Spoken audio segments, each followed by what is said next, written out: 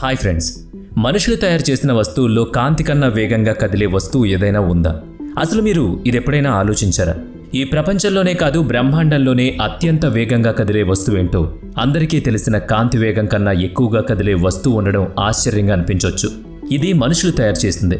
దీని పేరు వింటే మీరు ఆశ్చర్యపోతారు. శాస్త్రవేత్తలు తయారు చేసిన ఈ వస్తువు చాలా వేగంగా కదులుతుంది.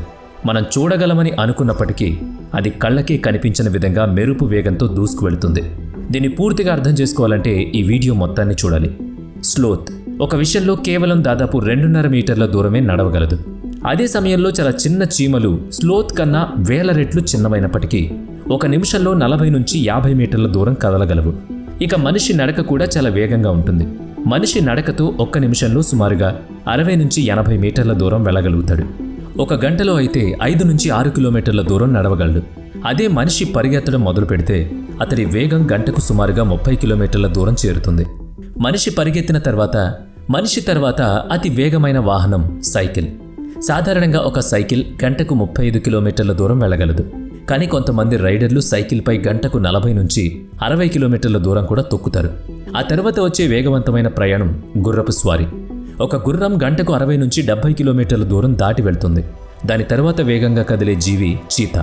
ఇది గంటకు 100 నుంచి 112 కిలోమీటర్ల దూరాన్ని అందుకోగలుగుతుంది. ఒక ఎస్యూవీ కార్ 1 గంటలో 150 నుంచి 200 కిలోమీటర్ల దూరం ప్రయాణించగలదు. కానీ దీన్ని మించి స్పోర్ట్స్ కార్స్ అయితే మరింత వేగాన్ని తీసుకుంటాయి. ఇక వీటన్నిటికీ మించిన వేగవంతమైన వస్తువు కూడా ఉంది. అదే బోయింగ్ 757 అనే విమానం. ఇది గంటకు 982 కిలోమీటర్ల వరకు ప్రయాణించగలదు. ఇది చాలా సులభంగా ఈ దూరాన్ని కవర్ చేస్తుంది. అంతకన్నా వేగంగా కదిలే వస్తువు బ్రిటన్ తయారు చేసిన థ్రస్ట్ SSC అనే జెట్ కార్. దీని పరీక్ష 1997లో భూమిపై జరిగింది. ఇది 1 గంటలో 1228 కిలోమీటర్ల వేగంతో వెళ్ళగలదు. దీన్ని మించింది స్పీడ్ ఆఫ్ సౌండ్ అనే స్థాయిలో ఉన్న వస్తువులే మిగిలాయి. ఆ స్పీడ్ అంటే గంటకు 1280 కిలోమీటర్ల దూరం. ఇక ఆ తర్వాత వచ్చే అతి వేగవంతమైన వస్తువు SR-71 బ్లాక్ బర్డ్. ఇది అమెరికా తయారు చేసిన ఒక ప్రత్యేకమైన విమానం. ఇది ధ్వని వేగాన్ని దాటి ప్రయాణిస్తుంది. దీని వేగాన్ని మామూలు వాహనాలు, జెట్స్ కూడా అందుకోలేవు. ఈ ప్రయాణం ద్వారా మనకు ప్రపంచంలోని నెమ్మదైన జీవి నుంచి వేగవంతమైన విమానం వరకు ఉన్న తేడా ఎంత గొప్పదో, మన ఆవిష్కరణలు ఎలా అభివృద్ధి చెందాయో అర్థమవుతుంది. దీని వేగం గంటకు 3540 కిలోమీటర్లు. దీనికంటే ఎక్కువ వేగం గల అమెరికాలో తయారు చేసిన నార్త్ అమెరికన్ X-15 అనే స్పెషల్ విమానం ఉంది. ఇది గంటకు 7274 కిలోమీటర్ల వేగంతో ప్రయాణిస్తుంది. దీని తర్వాత మాట్లాడే అతి వేగవంతమైన వస్తువు హైపర్సోనిక్ రాకెట్ స్లెడ్జ్. ఇది ఒక రాకెట్ మిస్సైల్లా ఉంటుంది. కానీ ఇది పర్వతాల్లో రైలు పట్టాలపై పరిగెత్తేలా రూపొందించబడింది.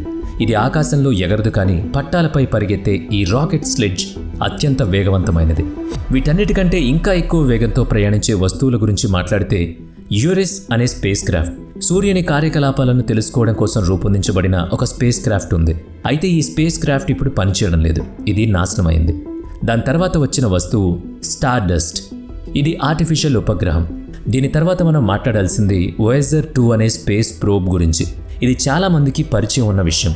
ఈ వోయేజర్ ప్రోబ్ ఇప్పటికీ మన మానవ జ్ఞానానికి సహకరిస్తూ అంతరిక్షంలో ప్రయాణిస్తూ సమాచారం అందిస్తోంది. ఇది ఇప్పటి వరకు భూమి నుంచి దాదాపుగా 19.5 బిలియన్ కిలోమీటర్ల దూరం వెళ్ళిపోయింది. ఈ దూరం ఎంత అంటే ఈ స్థాయిలో మనం భూమి నుంచి సూర్యుని చుట్టూ 15 సార్లు తిరుగుతాం. ఇదే క్రమంలో వచ్చే మరో వేగవంతమైన ఆబ్జెక్ట్ న్యూ హోరిజోన్. ఇది నాసా 2016లో ప్రారంభించిన ప్రోబ్. దీని లక్ష్యం ప్లూటో గ్రహం, క్యూపర్ బెల్ట్ ప్రాంతం గురించి వివరాలు సేకరించడం. ఈ మిషన్ పూర్తిగా విజయవంతమైంది. ఇంకా అతి వేగవంతమైన ఆబ్జెక్టుల గురించి మాట్లాడితే పయోనియర్ 10 అనే స్పేస్ ఆర్బిటర్ 1973లో నాసా ద్వారా లాంచ్ చేయబడింది. దీని ముఖ్యమైన లక్ష్యం జూపిటర్ గురించి అధ్యయనం చేయడం. ఇక దాని తర్వాత పయోనియర్ 11 అనే మరో ఆబ్జెక్ట్ వచ్చింది. ఇది 1973లో లాంచ్ చేయబడింది. 1974లో ప్రయాణం ప్రారంభించి మొదట బృహస్పతి గ్రహాన్ని 1979లో దాటి ఆ తరువాత శని గ్రహాన్ని కూడా దాటింది. పయోనియర్ 11 కూడా ఇంటర్స్టెల్లర్ స్పేస్లో ప్రవేశించి 1995లో భూమికి సిగ్నల్స్ పంపడం ఆపేసింది. దాంతోపాటు మరో వేగవంతమైన ఆర్బిటర్ గెలీలియో ఆర్బిటర్ అనే స్పేస్ క్రాఫ్ట్ గురించి మాట్లాడాలి. ఇది చాలా ఆసక్తికరమైనదిగా భావించబడుతుంది. దీంతోపాటు మరొక వేగవంతమైన ఆబ్జెక్ట్ హెలియస్ స్పేస్ క్రాఫ్ట్ గురించి మాట్లాడాలి.